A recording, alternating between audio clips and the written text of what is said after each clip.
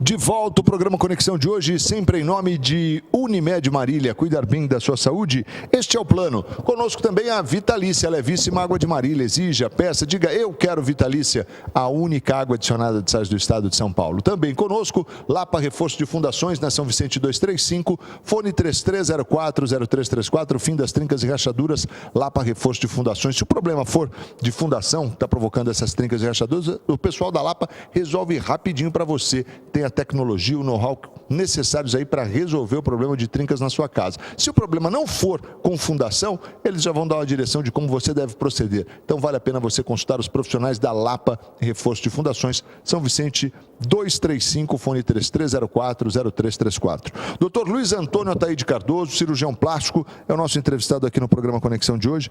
E eu quero pegar uma informação que eu tenho aqui, doutor, pesquisando aqui, a gente tem alguns números que o senhor comentasse comigo, porque tem uns números aqui muito interessantes do Brasil de cirurgias plásticas. Aliás, é impressionante, né, o número de cirurgias plásticas que são realizadas no Brasil. É verdade que esse dado não é um dado atual. Infelizmente, é um grande pecado, né, no nosso país. A gente tem uma limitação.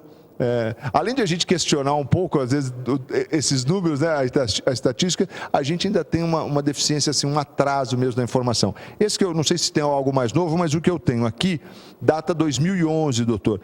E me chama a atenção alguns tipos de cirurgia, queria que o senhor falasse aqui também, porque eu, na verdade, nem imaginava. Por exemplo, uma que eu achei assim que é muito alta, nós temos aqui o número de procedimentos em 2011 de blefaroplastia. O que é blefaroplastia? Como é que é? Blefaroplastia, doutor? Blefaroplastia Você faz curso, né, para falar isso, né? Como é que... vem do grego, né, e também do latim, blefaros, né? Mas a blefaroplastia é a cirurgia das pálpebras, principalmente aí que eles devem ter feito essa parte da estatística. É uma cirurgia que faz parte hoje do rejuvenescimento facial. A pálpebra, quando fica, principalmente a superior, quando sobra um pouco essa pele, a pessoa fica com aquele ar de cansado, né? Sim. Fica com aquele ar de cansado, de que parece que estava lendo até aquela hora, acorda e parece que o olho não abre direito. E você retirar, depende da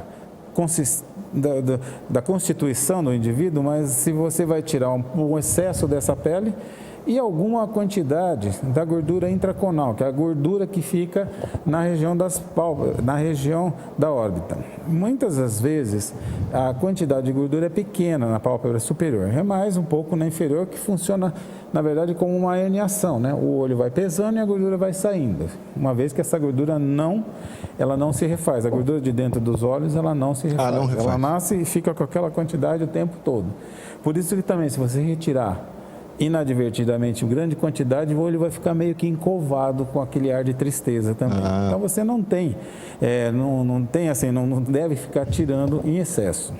O que acontece assim, quando você faz essa cirurgia da pálpebra superior, a pessoa sente uma grande a aparência dela melhora. Muitas das vezes ninguém percebe, mas parece que está mais descansada, uma vez que a cicatriz fica discreta, fica assim no sulco. Quando você abre os olhos, você esconde a cicatriz, só quando você fecha que ela aparece. E ela é uma cirurgia de um porte menor, que é realizada em regime ambulatorial, ou seja, a pessoa não se interna, e dá um resultado bem satisfatório, né? E são só com essa cirurgia e alguns outros procedimentos que se fazem hoje na face, você consegue um bom resultado, porque o objetivo, né? Se você parte que o objetivo não é você modificar a estrutura, o rosto da pessoa, mas sim rejuvenescer, deixar ela um pouco mais suave, é uma cirurgia que só com essa cirurgia e alguns outros procedimentos que não cirúrgicos, você já consegue deixar a pessoa mais jovial ou mais descansada, né? Sem a necessidade daquelas ritidoplastias clássicas que você descolava, fazia grandes movimentos com toda a pele, e que também elas têm um bom resultado, só que com uma agressividade, o que a gente chama com uma agressividade maior, uma morbidade maior, né? E com a possibilidade do paciente, alguns deles ficarem insatisfeitos, fala que fica com o rosto que não é mais ele. Sendo que a blefaroplastia não. Dificilmente a pessoa não fica satisfeita. É uma cirurgia que deixa bem agradável a maioria das pessoas. Por isso, muito realizada mesmo. Aqui nós vimos que o número chegou a quase 1 milhão de procedimentos em 2011. Deu 905 mil. E aí, só essa da blefaroplastia deu 90 mil, né? Quer dizer, eu achei altíssimo. Aí tem outra aqui que é o lifting frontal. O lifting frontal... Que é bem menos, teve 11 mil procedimentos. O lifting frontal é o que você faz apenas nessa região e ela ajuda. Muitas das vezes, a blefaroplastia só por si, ela não trata o supercílio. Tá. Então, às vezes, a pessoa tem o supercílio caído e não adianta tirar esse excesso. Então, o lifting frontal vai ajudar a levantar a região lateral. E ele só é indicado, obviamente, se você tem o cabelo um pouco baixo. Se você já tem o cabelo alto, não se deve fazer um lift frontal.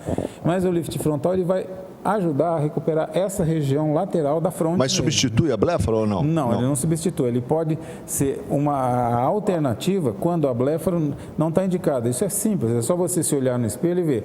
Se você tirando esse excesso de pele, a parte aqui que continua incomodando, se você levanta essa sobrancelha, é que a cauda da sobrancelha, em algumas das pessoas, ela cai com o passar do tempo. Então, não adianta você tirar a pele, você teria que levantar essa região da sobrancelha. Muitos anos atrás, em 1900, há mais de 30, 40 anos, ou se mais, eles faziam assim, você tira um pedaço de pele e costura. Tem uma cirurgia que fazia, é um lifting comum, né? Isso não se faz assim, hoje em dia com finalidade estética, mas muita gente até propõe para alternativas em pessoas mais idosas que não se importam com uma cicatriz no meio da fronte.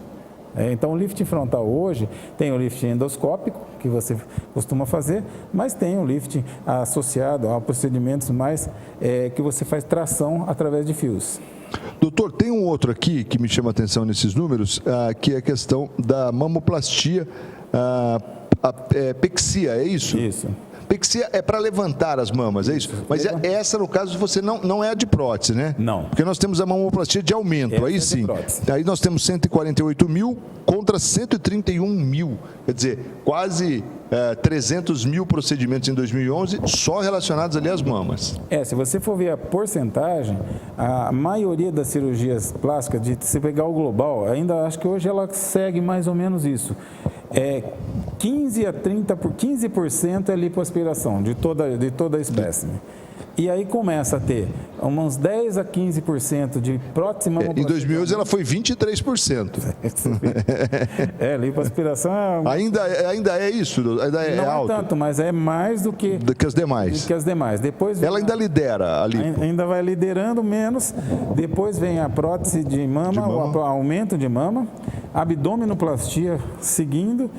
E assim, as reduções que caíram muito de mama e agora assim, elas voltam a aumentar, mas ainda continua tendo mais prótese. Assim, eu tenho visto estatística até de 2015, você deve ver, depois você vê, mas eu acho assim, a sociedade publica, baseado nas respostas que os cirurgiões plásticos fazem, ou mesmo a própria mídia, né?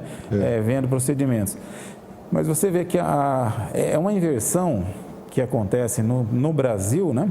Houve até uma queda, né, doutor, no Brasil, né? Se for ver, por exemplo, 2013, 1,49 por milhão.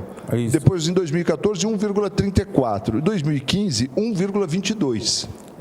Você vê que vai diminuindo, né? O número diminuiu assim, deu uma estabilizada. Mas o Brasil, acho que ainda é o segundo país no mundo em cirurgias plásticas, só perde para os Estados Unidos. Então, mas já rompeu 1 milhão de velho, né? Porque nós temos aqui em 2011 estava 0,9 para milhão. Agora já passou de 1 e já está. Só perdeu nos Estados Unidos. E você vê esses procedimentos que, se você fizesse esse programa há 20 anos atrás, né, vamos dizer, em 97, você teria uma quantidade de próteses, metade da quantidade de redução de mama.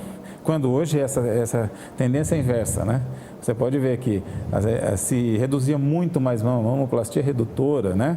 E as pexias eram muito maiores, a quantidade, do que hoje, né? Esse aumento da pexia mamária, o que acontece? É fruto do que a paciente está satisfeita com o volume e quer ficar igual prótese. Então ela não quer nem diminuir mais, então ela só quer levantar a mama. Por isso que você viu que tem uma grande quantidade de pexia de mama só, né? Então, e como é que é isso, doutor? Até para telespectador que está assistindo, quando é que se indica, por exemplo, um caso? Porque muitas vezes a mulher pensa na prótese exatamente pela questão de perceber que já não tem mais aquele posicionamento de outrora e tal. Como é que é isso? Então, eu particularmente, existe uma tendência, né, de muita gente pensar, confundir prótese com um instrumento de ajuda. Vamos dizer, a gente fala de ortopedia, prótese, sim, bengala, alguma coisa. A prótese, na mama, ela serve como aumento, ela só dá volume. Volume. Ela não segura a mama lá em cima. Tá.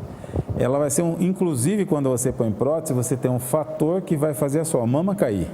Correto, então, claro, ela mais peso, né? Você está no planeta Terra, mas gravidade. Então, tem gente que pensa que o fato de você pôr prótese vai te permitir andar sem o sutiã, andar e que essa mama não vai cair. Muito pelo contrário, é aí que a mama vai ter que ter o cuidado para não cair.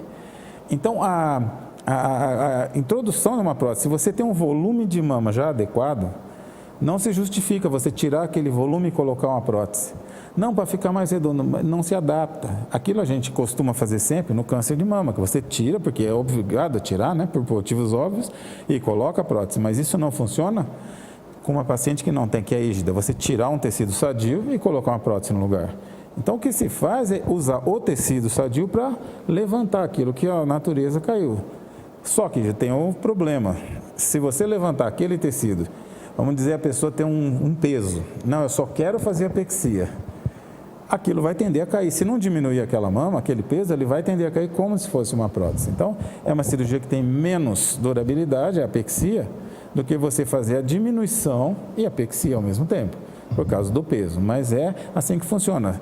Você faz a apexia quando você tem tecido suficiente, né, para moldar a mama. Agora, se não tem mais mama, aí você teria que aumentar esse volume, que é a função da prótese.